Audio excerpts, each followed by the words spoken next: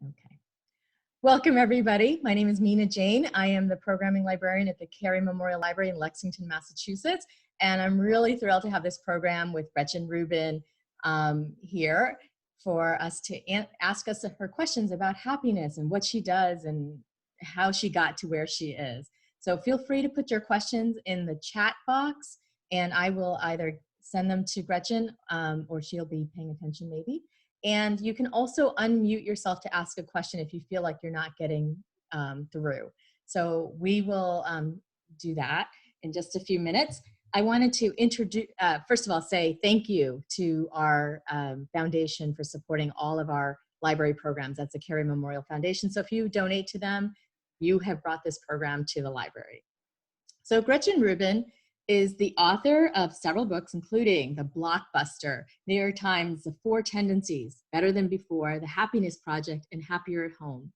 She is, the book that we are talking about mostly today is called Outer Order, Inner Calm. And it was one of the most circulated books in Lexington last year. And so it was thrilling for me to reach out to Gretchen and have her say, yes, she would like to do a talk here because our community loves her books. I do want to say she does a podcast with her sister, and it's called, and they were called the Click and Clack of Podcasters, which I thought was hilarious.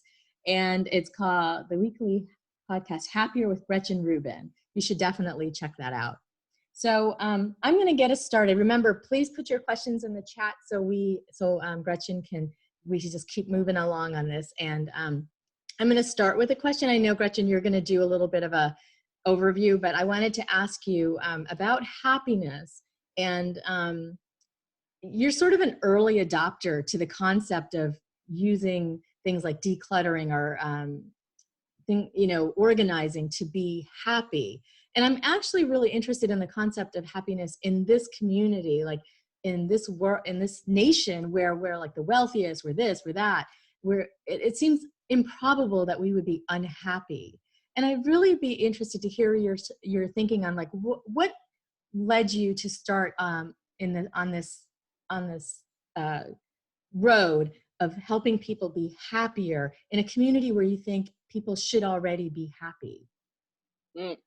That is a profound question, and I will get to that in a minute. But first, I just want to say a quick thank you. I love libraries. I've loved libraries my whole life, so it's very exciting for me to be kind of virtually with the library group and people who are book lovers the way I am. So thank you for having me.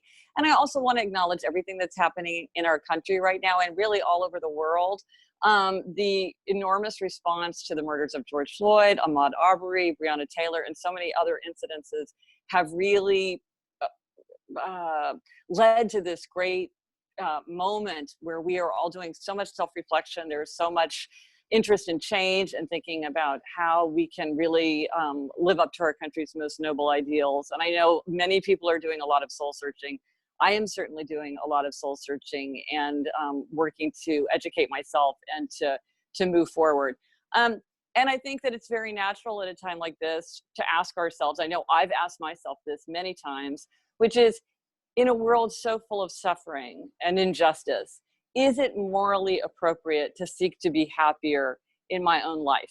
If I want to be happier, am I selfish? Is this trivial? Am I completely self-centered? And I think that's a really important question to ask. But what the research shows, and I think if you think about the people in your own life, you'll see this confirmed in your own experience, that actually happier people are more interested in getting involved in the problems of the world, and they're more interested in the problems of other people. Happier people tend to donate more money. They volunteer more time. They're more likely to vote. They make more effective leaders and more effective team members. They're more likely to intervene if a family member or a friend or a colleague needs a hand. Sometimes we think, well, when people are happy, they just want to drink pina coladas by the beach. But in fact, when people are happier, they start thinking about, like, how can we have a more efficient distribution of malaria nets? When we're unhappy, it's easy to become defensive, isolated, and preoccupied with our own problems. And then when we're happier, we have the emotional wherewithal to turn outward and to think about the problems of other people and the problems of the world. And so we really strengthen ourselves to do good in the world by trying to take care of ourselves. You know, it's that whole that cliche about put on your own oxygen mask first. Well, it turns out with happiness, there's really a lot of truth to that. So if it is selfish to want to be happier in our own lives, well, then we should be selfish if only for selfless reasons, because this really does strengthen us to go forward.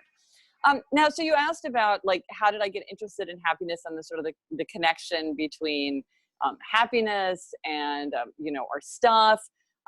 One of the things that's interesting is that that really has been fascinating to me as I've been drawn further and further into the study of happiness and human nature is the connection between our possessions and ourselves. And I think there are some people who want to say, look, possessions don't matter, only people matter, just get rid of everything and you'll be happier. But in fact, in my observation, and I think it's true, that we really do project ourselves into our environments, that we do use our possessions to show people the people and activities and places that we love. And there is an important role for most people, not for everyone, there is an important role for most people in happiness, in thinking about possessions, because we do use them as reminders. Things are precious to us because they were precious to someone we loved. And I think to just sort of say like, oh, we'll just like get rid of all those mementos or those college t-shirts, or like, it's silly to like feel like you want to keep every plastic toy that your child ever touched. I mean, to me, those are real emotions that many people feel. Some people feel them more powerfully than others, and sometimes you have to kind of manage it. But I think it's worth acknowledging it and figuring out, okay, given how I feel, how do I move forward? And create the environment and surroundings in life that I want, rather than just sort of saying like, what's wrong with me? I should just give all this stuff away, and yet I can't get myself to do it. There's something wrong with me. And so I'm very interested in the connection between our surroundings and our happiness. So people are being shy about questions, so I'm just going to ask mine. Okay, good. Listen, everybody, you get a gold star if you ask the first question, because nobody ever likes to ask the first question. So you get a gold star if you're the first. What is the, you mentioned this earlier when we were talking before we started, the greatest myth that you hear that about happiness, and how does that affect how people see each other? I think the greatest myth about happiness is that there's sort of a one-size-fits-all solution, and that there's a best way and a right way and a most efficient way and a proper way, and that should work for everyone. And I think really there is no one-size-fits-all solution for creating a happier, healthier, more productive, and more creative life.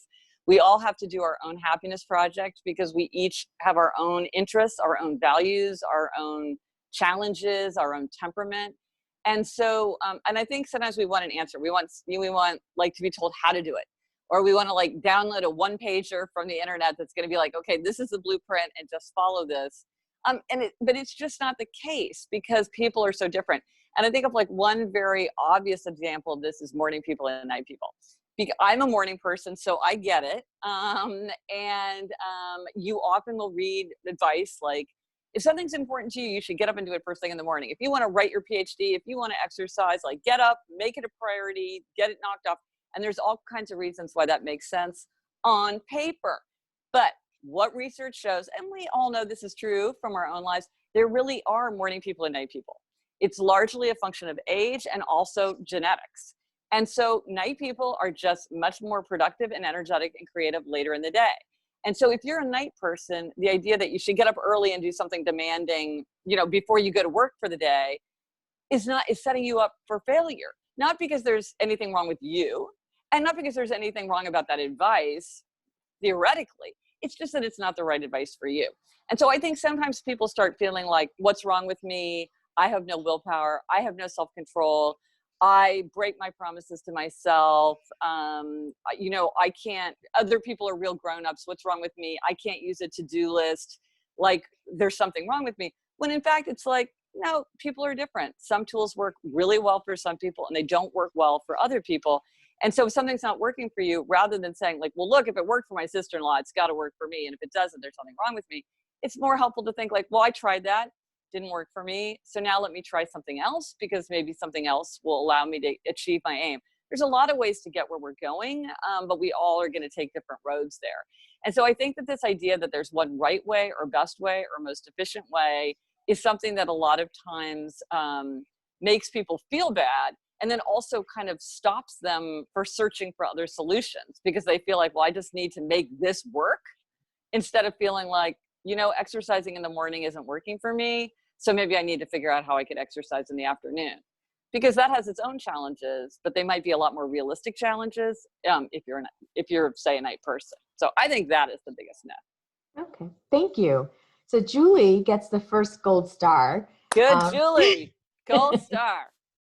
She asks, two-part question. Can you offer any advice on letting go of social media clutter and give us a sense of the research around happiness and social media?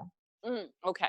Well, this is a subject of enormous interest. And as you can imagine, there's tremendous amount of studies going on. And I think that, you know, what's happening now with Safer at Home and the way people are connecting with technology and social media, because we can't meet in person, is also going to add a lot of like nuance and information to this. Now, the one thing that is absolutely clear, and this is something that ancient philosophers and contemporary scientists 100% agree on, is that to be happy, we need to have strong relationships. We need to feel like we belong. We need to feel like we can confide. We need to be able to get support, and also, just as important, to give support. And so anything that tends to broaden our relationships or deepen our relationships tends to make us happier. So in my view, social media has a very, very important role to play, because it just dramatically lowers the bar for how much you have to do in order to stay in touch with someone. And so it has an enormously valuable role to play. But every medicine can become poison. And certainly many people feel like their use of social media has spiraled out of control, whether because of social comparison, it makes them feel bad about themselves, or because it's so alluring that it like crowds out other things. Like maybe it's like, oh, I have a friend who quit Facebook, and then she started reading so many more novels because she hadn't realized how scrolling had pushed out the free time that she really wanted to spend a different way. And so I think each of us, again, we have to say to ourselves, like, is this helping me? Is this making me feel connected to people in my life in kind of like an easy, frictionless way that's really helpful? Or am I feeling overwhelmed by this and like it's taking over my life? And so I don't think there's anything inherently wrong with it, but it's like, how is it working for each person individually? If you are feeling overwhelmed by it, if you're feeling like it is crowding out more valuable activities, here are some things that you can think about. One is grayscale. So this is how you turn your phone to black, white, and gray. And what you will find is that your phone is much less enticing if it is in black, white, and gray. It's like watching your grandparents' black and white television set instead of like your giant wall, high HD TV. It just is. It's much more utilitarian. It's much more troubling for the eye to use, because color is part of what helps us make sense of shapes and motion. So that's just a way to make your phone less intriguing if you feel like, oh, I can't like look away. Another thing is, if you have kids, for many people, a value is they don't want their children to be on their devices. So I've heard of people saying, like, if I'm on my device, you can be on your device. And so then you don't want to be on your device because you don't want your children to be on a device. Or I've also heard of people saying, I never want my children to see me on a device. So if I'm going to take a call or check my email, I have to like leave the room. This just makes it extremely inconvenient, right? Because you're like, who can be bothered to like get up out of a chair and go to the other room? And this is using inconvenience. And in my book, Better Than Before, I talk about the 21 strategies that we can use to make or break our habits.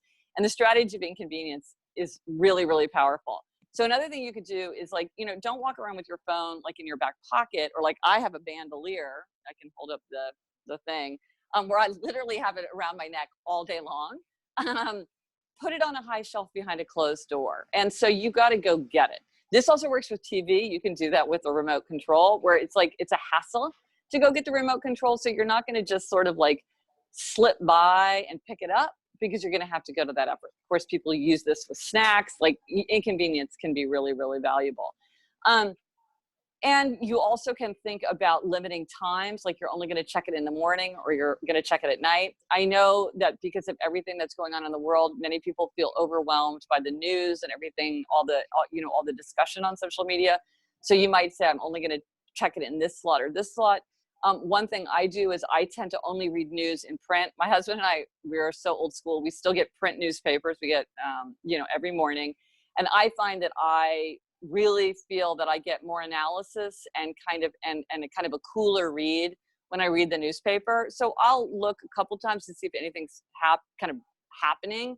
But I don't principally get my news that way. And I feel like that helps me stay calm.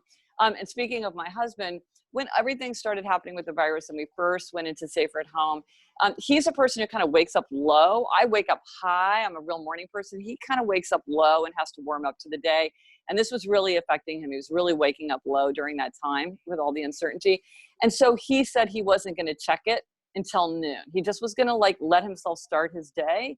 And also he started coming with me when I would walk my dog Barnaby first thing in the morning. Because I was like, get up, get some exercise, get some sunlight in your face, engage with me, engage with Barnaby. He loves our dog.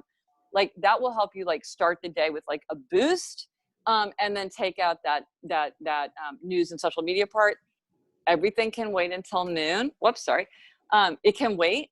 And that'll let you start your day with more focus and kind of get settled without that distraction. And so that's using time. Of course, a lot of people use software programs like Freedom that cuts off their internet.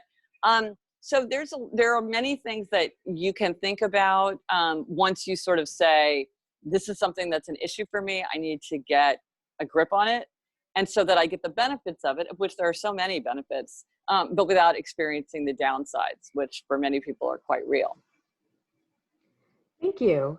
So Diana asks, how do you negotiate the inner work of happiness, that what Buddhists call non-worldly happiness, and the outer work? Plus, yesterday, clutter cleaning really boosted my spirits when I was down. Well, I mean, that's the funny thing, right? And this is one of the reasons that I wrote the book Outer Order, Inner Calm, is because I was just so over and over so astonished by the disproportionate kind of boost that I got in my spirits from something as kind of, trivial as cleaning out a closet. It just doesn't seem like it should matter that much. And I was telling Mina, a friend of mine once said to me, I finally cleaned out my fridge and now I know I can switch careers. And I was like, I get that. There is this connection between outer and inner that seems totally disproportionate and irrational. And the fact is, it is an illusion to think that, well, because I have more control of the stuff of my life, I have more control of my life generally. It is an illusion, but it's a helpful illusion. And I think one thing you see generally, and certainly right now when we're living with so much uncertainty, is that people really were kind of trying to calm themselves and bring down the noise in their heads by bringing down the noise in their environments. And by creating space, creating order, they really did kind of self-soothe. It is a way, you can say to yourself, well, I can't control the future. I can't control the virus. I can't control other people, but I can control my own environment and I can clean out my junk drawer. I remember one night I was up in the middle of the night with racing thoughts. I couldn't go back to sleep. I was like, what am I going to do with myself? So I went downstairs and cleaned out our utility closet. And I mean, for the next 2 weeks, I was walking by that closet and opening it up just to gloat. It felt so good, to see that order in that space. Again, I realized an overflowing in basket, a coat closet, the door that, you can barely jam the door shut. These are not significant matters in the context of a happy life. And yet over and over, people tell me they do get a disproportionate boost. And of all the happiness resolutions, because I'm constantly asking people, what made you happier? What have you done that's worked for you? The number one thing people specifically mention, and it's not the most significant thing clearly, but it is the thing that comes up the most, is the resolution to make your bed. For so many people, this one little habit really makes them feel like they're starting their day right. And so it's worth thinking about. However, I will say this is not universal. And I get very uneasy when people start saying everybody should do this, or this is always true, because in my experience, almost nothing is always true. I'm always looking for the iron laws of the universe, and there are not many. And there are some people who are truly clutter blind. Now, if you listen to the Happier podcast, you've heard me talking to my sister Elizabeth about this, because Elizabeth is truly clutter blind. She is one of these people where it just doesn't matter to her. Things are really messy and she doesn't care. like on balance, like I come over to her house and I beg her to let me clear her clutter. I was like begging her, can I FaceTime with you over the weekend to clear out your office? Because I was licking my chops. She said no. But you know, on balance, if it's neater, if she likes that, like there's more space, it's easier to put things away, she can find things, but she doesn't really care. You know, she would never close a kitchen cabinet door as long as she lived if she didn't live with other people, because she really just doesn't care. And for a long time I thought, well, she must care. She really doesn't care. And you may know people like this in your life, or maybe you're like this, where you're like, I just don't understand what like, they just don't get it because they don't care. And Elizabeth intellectually understands that it's important to other people, but it doesn't matter to her the way that it matters to most people. So you will run into people who really just don't care.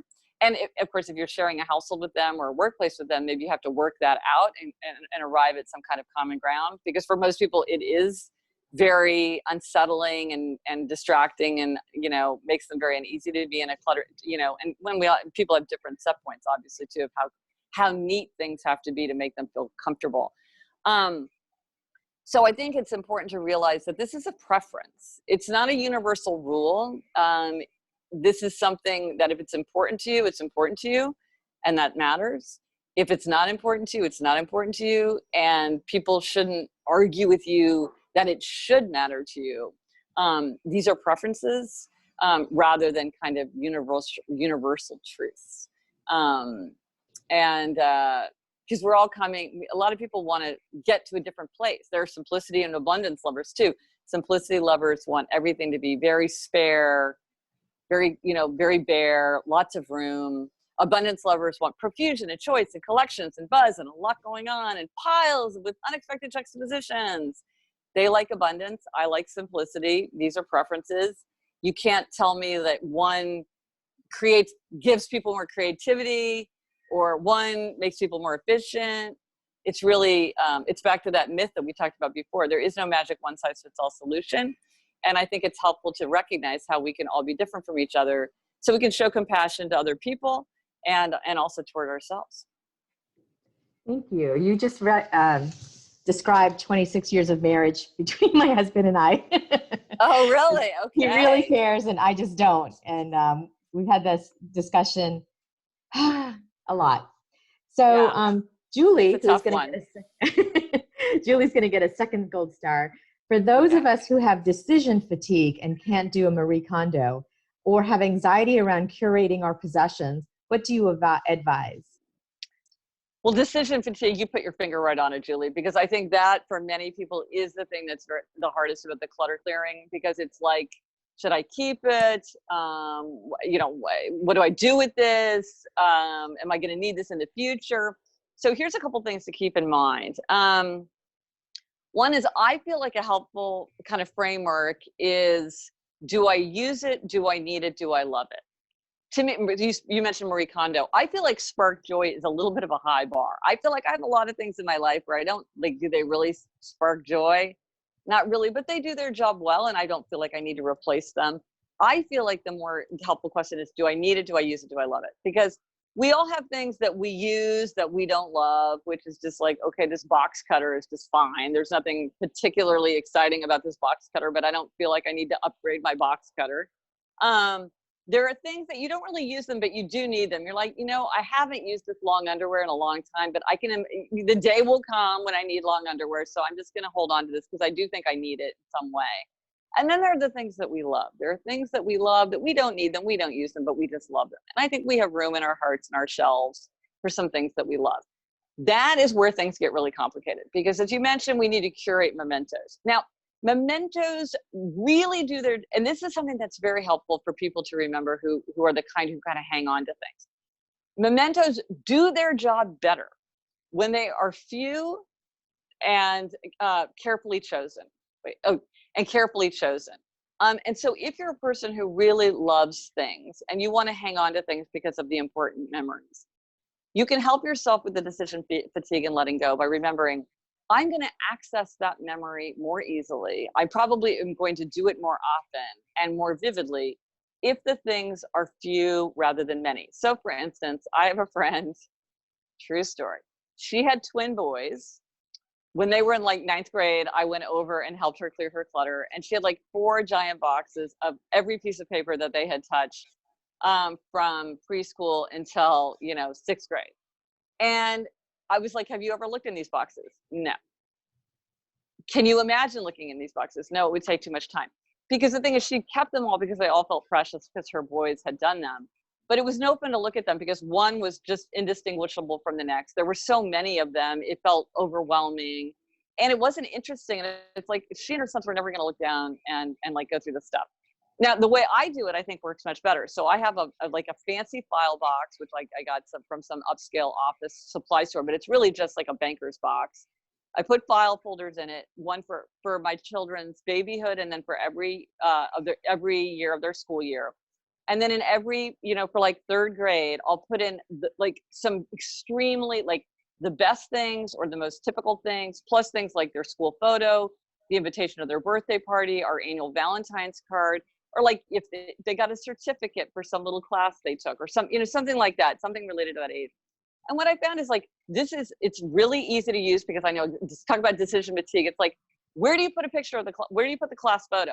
I put it in the file box. Where do I put, this super cute, like autobiography that my kindergartner wrote? I put it in the file box. And then my children too, it's like they will go through it and look at it because there's just a few things. They're all really interesting because they're the best of their kind and they're manageable. I mean, my daughter is now in college and it all fit into a file box. And so then I could give that to her one day and she'll have this wonderful memento of her childhood. Whereas if I had 7 boxes stuck in our, storage room in the basement of our apartment building, she's not going to want that. And she's never going to look at it. And by the way, it will probably get moldy or full of bugs, or it'll flood or something will happen to it. So if you really are one of these people who can't let go of things because of their memory value, remember, you want to saturate something with meaning. And also, the smaller it is, the more easily you can store it, and more easily you can access it. So like a picture that's framed on the wall, you're going to see that a million times more than an entire 2 boxes full of things that are in the attic. Now, so with my grandfather, so here I have my beloved grandfather who died. Now he had his desk that he used all the time that I remember from my childhood. He had his favorite chair. He had clocks. He collected clocks. So he had lots of clocks, grandfather clocks and like tabletop clocks. And then he also had his pocket watch. He was an engineer for the Union Pacific Railroad, and his pocket watch was really important because, of course, like all railroad people, you have to be exactly on time. And so it's like, do not touch the pocket watch. It has to have the perfect time. So what do I choose? I don't really need anything to remind me of my grandfather, of course, because I have my own memories, but I do want to have an external reminder of him because that's very satisfying. So what do I pick? Do I pick the desk? Do I pick the chair? Do I pick the clock? Or do I pick the pocket watch? I pick the pocket watch because I just need something, and that's very small and it's easy to move around, and I can put it on the shelf in my library, and that's all I need. And so, or like I had a friend who had a boyfriend who died. It was very, very sad. And she kept they would always go to these kind of galas together. That was the kind of couple they were. And she kept like, I don't know, 7, 8 of these like super fancy evening dresses because each one was precious to her because it reminded her of an evening they had spent together. So that's extremely important to respect that. But I was like, well, can you take a picture of the dresses? Because you don't need the dress. You're not going to wear the dress. You just want the memory that the dress inspires. So she took a picture of each dress, and then she framed a picture of the 2 of them, like in one of these evenings, and put it on her, on her dresser. And so now she has all the reminders of the dresses that she needs, but she doesn't need to keep the dresses in her closet. She never wears them. So she can let them go out in the world, and somebody else will wear them and get good use of them, because what she has is what's important, which is the memory. But I think that it's important to respect this and to think through how to do it. And it's intellectually burdensome and emotionally burdensome. It's much easier to just keep everything. It's much easier to, especially if you have like a basement or an attic or a garage, just keep it all. And then it's just then worry about it in 30 years, right? When you're doing the Swedish death cleaning. I don't know if anybody read that book about Swedish death cleaning. but really, I think we give ourselves so much more space, and we also get so much more pleasure out of these mementos if we carefully curate them as we go along. It is hard, it is work, but I think it is really, really helpful. And then there are other little, smaller things you can think about, like if you're keeping things for memento value and you really do want to keep them, don't store them in your active closet, which is like very, very valuable real estate. Store them somewhere else because they really are mementos. They're not clothes. Same thing with like costumes. I constantly forcing myself on people to help them clean their clothes closet. And people will be like, oh, I wear this every 5 years when I go to a 60s costume party. I'm like, you can store this somewhere else. This doesn't have to be in your main closet, right? Because you'll know when to go get it. And you need the space here for what you're wearing every day. So there are like little things you can do, but the big thing is to like make choices mindfully as you go. So you're not having to do, decades worth of sorting and decision making, at some crisis point. Thank you. This is an important one because I think we all think about this. Diana says, I inherited all of the family photos, but many are people I don't even know, but they're old. And what should I do? This is a huge question. And I don't know about you, but there is a magic to photographs. Like, they're not just ordinary objects, they have a magic to them. And they demand to be respected. And I have friends who have never thrown away a Christmas card that any friend has ever sent them, because they're like, I can't throw away a picture of this nice family because it somehow feels wrong. But here's the thing, a picture of someone you don't recognize is not a memento. It has no value to you. It has no value to you as a memento. So the question is, does this have some kind of historical value? Probably not. So I would say I would give them away if you can find a thrift store that will take them, because you do, in some thrift stores, you will see collections of photographs. And I think people do interesting art projects, and maybe they use them in some interesting way. And so maybe you do want to release them into the world so that a person like that could find them. If anybody here saw it, there was an exhibit, I can't remember the name of the artist, but there was this exhibit in New York City where it was just room after room of framed photographs of people with teddy bears, which sounds kind of like lighthearted and fun. It was actually incredibly moving and kind of weirdly uncanny and strange.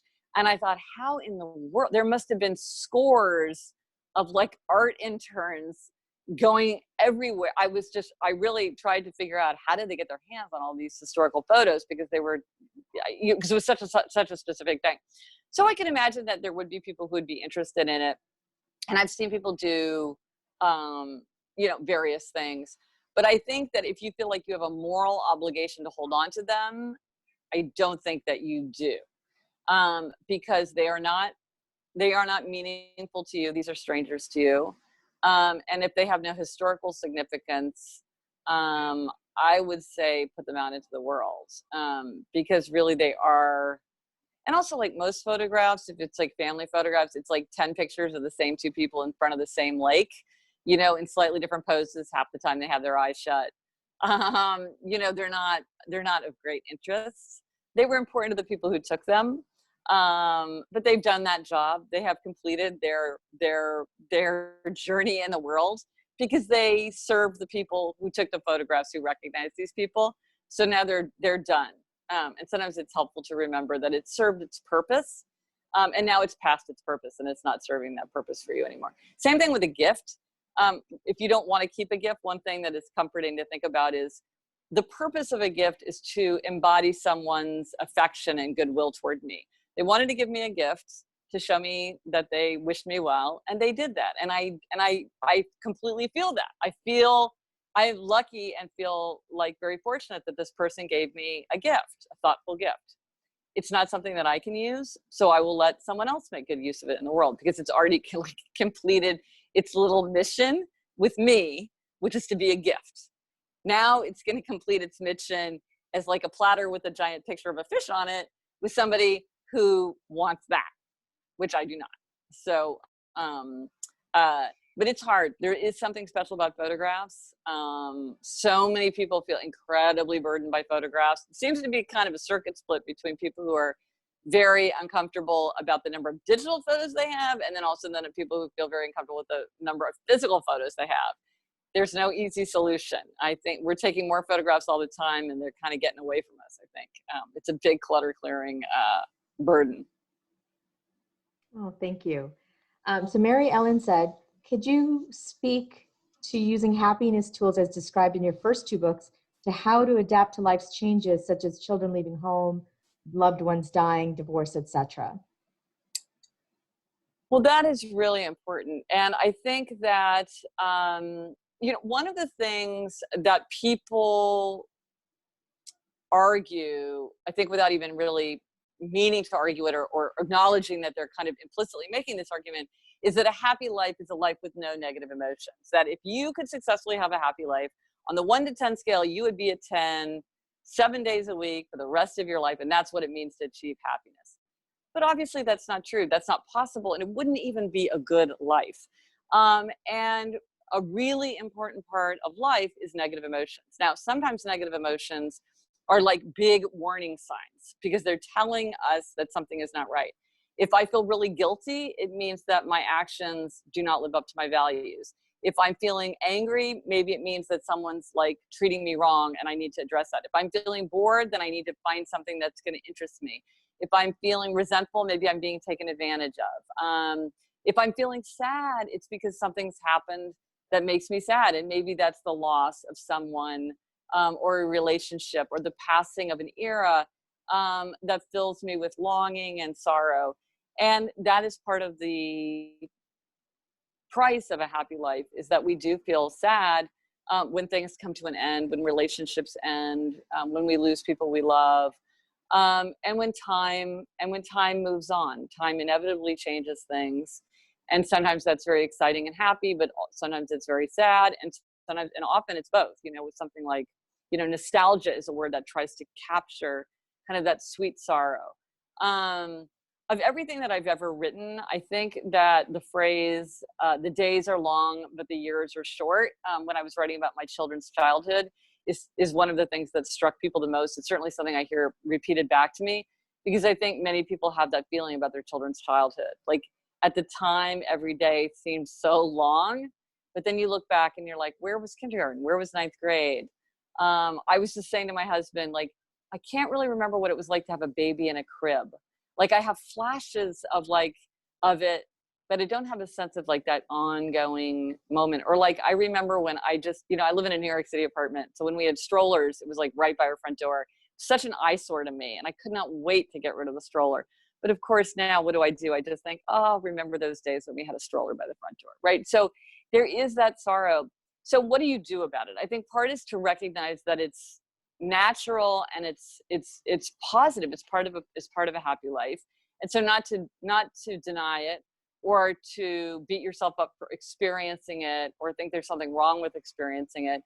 It's always more helpful to acknowledge the reality of what we're feeling rather than try to deny it or talk ourselves out of it. And then moving forward, I mean, part of it is to think about an atmosphere of growth. So when you think about happiness, you can think about feeling good, feeling bad, feeling right, and an atmosphere of growth. So feeling good is like having more fun, more friends, more relationships, more interests, more enthusiasm. That's what we want on the positive. Feeling bad is I want to feel less anger, less guilt, less resentment, less boredom, like get rid of the negative. Feeling right is like I want to live a life that lives up to my values. That may not make me feel good in the short term because maybe it makes me feel uncomfortable, or it's inconvenient, or it stirs up negative emotions in some way. But I need to do something because that's how I put my values into the world, even if it's not making me kind of feel good. And then there's the atmosphere of growth. And the atmosphere of growth is that we feel happier, we feel energized when we're growing, when we're building, when we're learning something, when we're helping someone, when we're fixing something, when we're making a positive change in the world.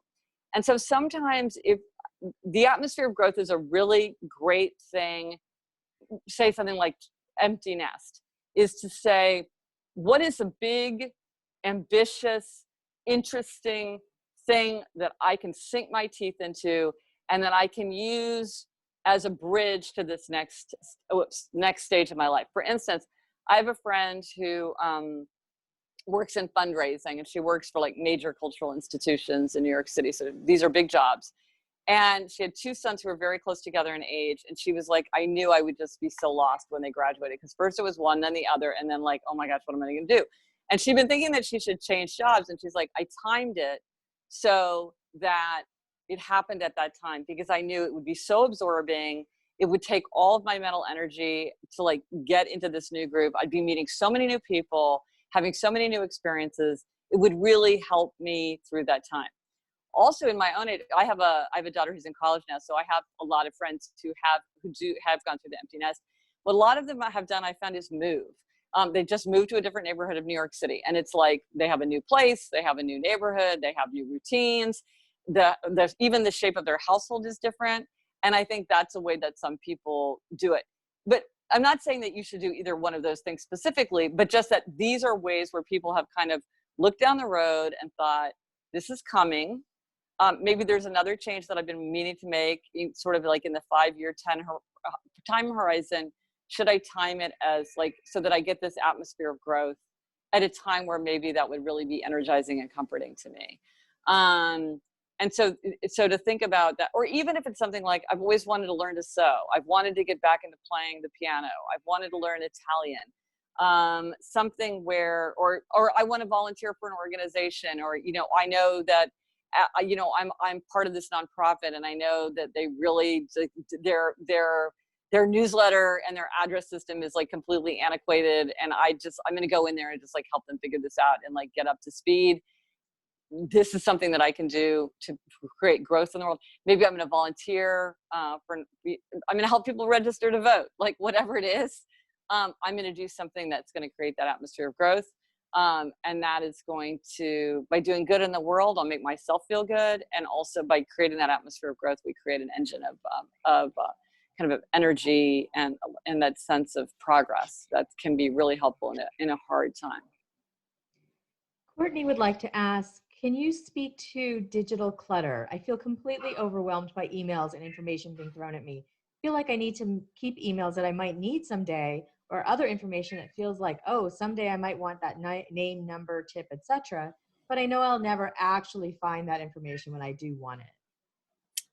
Well, this is really interesting, and there's been a lot of research on this. Okay, so the low-hanging fruit is immediately unsubscribe from everything, right? All the newsletters that you never read, the updates from like weird organizations, for most people, a lot of stores, it's like you don't need to get that information. So that's just to get rid of that at the source. It's easy to just delete, but then they keep coming. So I think, take some time and really delete that to try to bring that down. So that's very easy.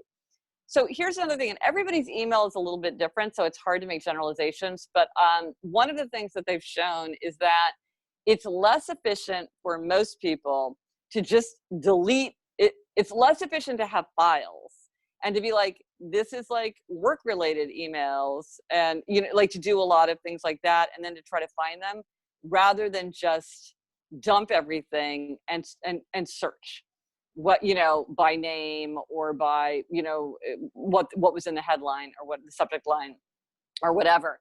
And I have to say, for myself, I delete everything and then I just search all, and it searches my trash, and I find things that way usually. So you might not have to hang on to things. And then I know some people just go through and archive everything. I don't understand why, but I know nothing about how this works. So maybe there are good reasons why it's better to archive something than just throw it in the trash, but then never empty your trash box. Like maybe it's more efficient or something like that. But part of it is really to ask yourself, do I really need this? And if I did need it and I didn't have it, how hard would it be to track it down? And how often have I used this in the past? Because if you're like, my sister has this great plumber, and it could be that I would need a great plumber, so I should hang on to this. It's like, but you could just call your sister and ask her if you need a plumber. So you don't really need that. And then also I think people do feel like one day this could come in handy, but if you're not even going to remember that you have it, it's not going to come in handy. So I think it's really to challenge yourself about what your assumptions are. It's always easier to keep things than to get rid of them. That is the sad truth. It's always easier to just hang on to it than to decide what to do with it. Now, also, I still am a fan of paper. And I know we're all supposed to be going paperless, but I need paper. And for some things, I'm like, I'm just going to print this out and put it in a folder. And then if I need something, I know it's in the folder. And that's easier for me than like having some kind of digital version where then I have to keep track of it. One thing I do, which I love, and depending on how you use your email, maybe you would find this a helpful system, is so a lot of the emails that we get are related to scheduling things like this thing is coming up.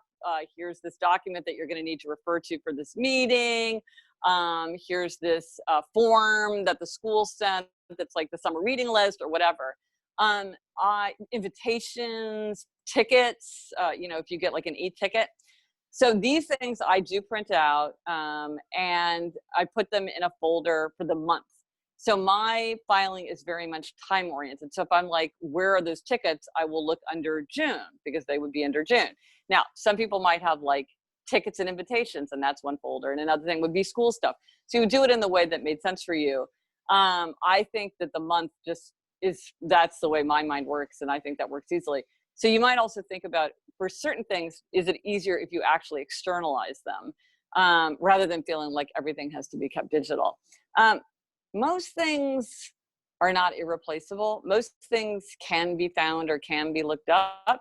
So the main takeaway is really challenge your assumptions about what you need to keep and what's valuable, because if you don't keep something, you don't have to organize it. You can just get rid of it. And that's a lot easier than trying to manage like a huge burdensome amount of incoming stuff. Thank you. That's really helpful because I also have like millions of emails that I need to get rid of. I think we have time for one more question, and I'm going to end it with this question we were talking about earlier. A lot of people said, work from home. Oh, great. I'll have time to do the things that I've been planning to do for a long time, and ultimately ended up not doing them for whatever reason. And you had some really good, thoughtful advice about that, or even like just how, why that happens. And could you speak to that, and also how clutter sort of paralyzes you? Yeah, no, that's a question that I thought a lot about, which is like, why do we act and why don't we act? Like, why do we sometimes follow through with an idea or a habit and then sometimes we don't? So I wrote a book called Better Than Before, which is the 21 strategies that we can use to make or break our habits. And sometimes people are like, 21 is too many. Give me 3. But actually, it's important to know all 21 because some work really well for some people and not as well for others. Some work for us at certain times of our lives, but not at other times. So you kind of want to know all your options when it comes to changing a habit. And one of the strategies, and actually the one that was the chapter that was the most fun to write, was the strategy of loopholes. And the strategy of loopholes is like, there are loopholes that we invoke to explain why we're not sticking to a habit or not creating a habit.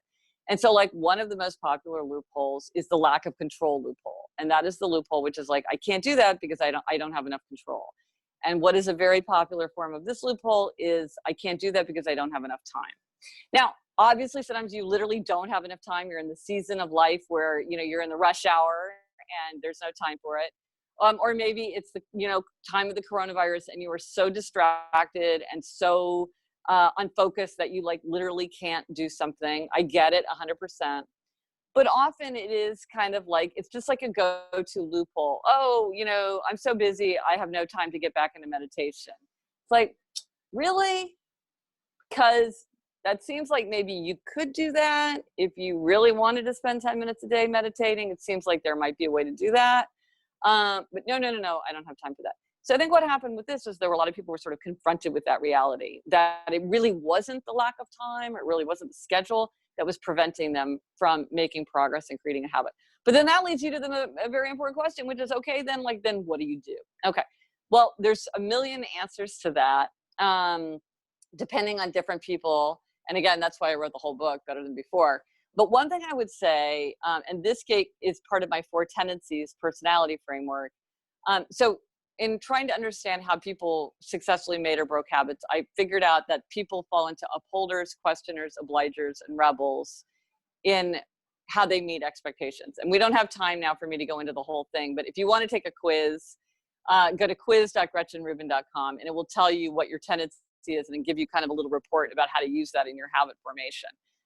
But I will say that the biggest tendency, the one that has the most people for both men and women, is obliger. And for obligers, they need outer accountability to meet even an inner expectation. And often when people think like, I would get back into meditation if I had the time, but then they didn't get back into meditation, often an issue is outer accountability. It's not enough to have an inner expectation like I want to keep my New Year's resolution. There needs to be outer accountability for obligers, which is fine because there's so many ways to create outer accountability. So for instance, I knew somebody who wanted to write a novel. So she told her kids, okay, you're doing schoolwork from home. I'm going to write my novel. When you're doing schoolwork, I'm writing my novel. But here's the thing. If you see that I'm not working on my novel, you don't have to do your schoolwork. So that was a form of better accountability. Or people could say like, my future self. Right now, Gretchen doesn't feel like doing this, but future Gretchen is going to be really disappointed if Gretchen right now doesn't make progress. Or I've heard of people doing funny things like, this was before we all went into safer at home, but these two sisters-in-law made a deal because they both really wanted to get back into yoga. So if I do 30 days of yoga, Mina gets a massage. If Mina does 30 days of yoga, I get the massage. So I have to do the yoga so that you get the massage. And it's like, you're never okay, going to get that massage. Okay, well, there you go. I mean, maybe not, but if we were both obligers, that would work really well, because it's like, I am not going to let you down because you're really looking forward to the massage. So there's a million, but it doesn't work if you're not, but for people who are not obligers, it's like, I don't. So it's like, again, you have to know yourself and know what works for you. And that's the 4 tendencies, which is I wrote a whole book about the 4 tendencies to kind of go into that. But I will say, if there are people who are frustrated because they're like, oh, you know what, I thought I'd have so much time to read. Why am I not reading? It's like, okay, well, maybe you need to tell yourself, like, I'm going to read whatever my children were assigned in school, or I'm going to start a book group and we're going to meet either in person or online, or I'm going to commit on Goodreads to read a certain number of books this year. And I'm going to be so disappointed with myself if I get to the end of the year and I haven't achieved that aim. Or I'm going to commit that once a month on Facebook, I'm going to talk about all the excellent books that I've discovered. And so all my friends are always asking for book recommendations. So I'm going to tell them what I'm reading, and I'm going to read all the contemporary fiction. Or I'm going to read all these, anti-racism books. And I'm going to tell people like, oh, read this one, read that one. They're going to be looking at me. I have to read these books because people are waiting to hear my recommendations. I've heard of people doing that for music, for recipes, all kinds of things. It's like create a demand so that people are counting on you to be their teacher or their guide or their maven or whatever. So it's very common. And I think we're going to see this as we exit this period and move into the next phases of what the coronavirus has in store for all of us, where we're trying to understand kind of what happened. It was an experiment that none of us would have chosen. We're not happy that this experiment was run, but it did happen. And I think that there will be an enormous amount of study and reflection to try to understand, well, what are the lessons that we can learn from it, and how people behave, what they did, what they didn't do. But anytime you think I don't have time for something, it's a good time to that's also another, there's 10 categories of loopholes. One is lack of control. Another category of loophole is questionable assumption. And sometimes we're like, oh, well, there's no way I could do that. It's like, maybe there is a way. Maybe that's a questionable assumption. But I don't want to minimize the uncertainty, the just kind of chaotic nature of it. People like working from home, not working from home, losing your job, having kids at home, little kids at home, dealing with school at home, how people were in the apartment, all the just like even just like the things like worrying about your toilet paper. I mean, there was so much going on. So I don't want to minimize that and act like everyone should have been, like finishing off their PhD thesis or whatever in this time. Clearly, it has been a very, very, very difficult and demanding time. But it is interesting to think about what are the lessons that we can learn going forward that could help us do a better job to achieve our aims in the future. Thank you. Thank you so much for that. Just one last thing. Can you tell people how to find you, your podcast, your website, all of that? I will include those in the notes when I send out a recap as well. So I have a website, GretchenRubin.com, and that's a great clearinghouse for everything. You can read my books. I post on my blog very often. I post books that I'm reading, and there's all kinds of resources. Like if you want to learn more about the 4 tendencies, there's all kinds of resources there. And I'm on social media as Gretchen Rubin everywhere, and I love to connect with people. As you mentioned, I have a podcast called Happier with Gretchen Rubin, which is a weekly podcast, really full of very concrete ideas about how to be happier, healthier, more productive, and more creative. And my co-host is my sister, Elizabeth, the one who's clutter blind. She is a TV writer and showrunner in Los Angeles. And so we talk about how to be happier every week. You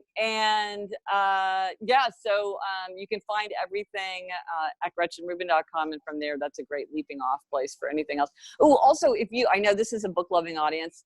If you love beautiful quotations, I love quotations about human nature. I send out a newsletter every, the Moment of Happiness. So you can sign up for my Moment of Happiness newsletter. If you go to GretchenRubin.com/newsletter, there's a couple different newsletters you can opt into if you want to. That's one that a lot of bookish people seem to like. If you love quotations from great minds. Thank you again so much. Mary Ellen wants to know if you have a next book coming out, if you're working on something. I am working. Thank you for asking. I am working on something. Alas, I do not have a book coming out, which suggests kind of like a time frame, which is like the next thing I need to figure out. But I'm super excited about this subject. It is about the body and the senses, and kind of my realization that I needed to get to my mind through my body and through my senses. And so it's everything from like everything I've learned about like the magnificent nature of ketchup to sort of like how the world of symbols influences us as people. And so I've been doing all kinds of research about the body and the senses and perception and sensation. And it's just every book that I write, I think it's never going to be this good again. I'm never going to have such an interesting subject. I'm never going to just enjoy the process as much as I have with this last book. And then here I am again. I'm like, oh my gosh, like just don't even ask me about vanilla. I can talk about vanilla for a half an hour. So that has been a great deal of fun. But my next milestone is to figure out a timeline for it, because right now I'm just like in the fun part of doing the research and kind of the early shaping of it. And I really need to like get it into a book form so I can put it out into the world. But that's the next subject. Wow. Well, we will definitely look forward to that.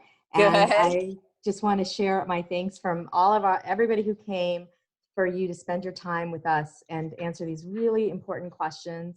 And I love that you think that even though some people think it's not that important, that it truly, truly is. And so the work that you do is incredibly meaningful to us. So thank you so much. Well, thank you. It was such an honor to be asked to join your group today. Thank you very much.